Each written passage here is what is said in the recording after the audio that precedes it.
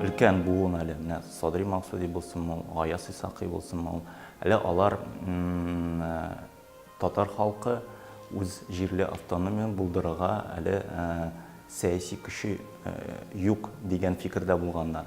Һәм татар халкы өчен беренчедән милли мәдәни автономия кирәк дип әйткәннәр. Ә менә яшь буын әйттеләр, юк, милли мәдәни автономия белән генә шикләнеп булмый. Татар халкына, мөселман халыкларына үзенең җирле автономиялары, республикалары кирәк. Яшьләр әйткәнемчә инде ул беренчедән Галимҗан Шараф исемле шәхесебез, бөек шәхесебез, фән эшлеклесе, галим, сәясәтче. Ул менә милли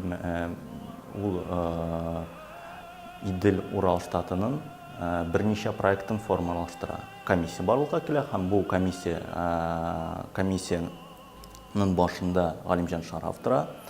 Һәм ул Идел Урал штатының 5 төрле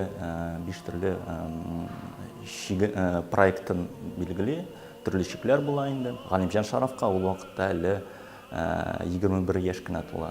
Ильяс Салкинга ул вакытта әле 22 яшь була. Ильяс Салкин ул вакытта хәрби шураның рәисе була.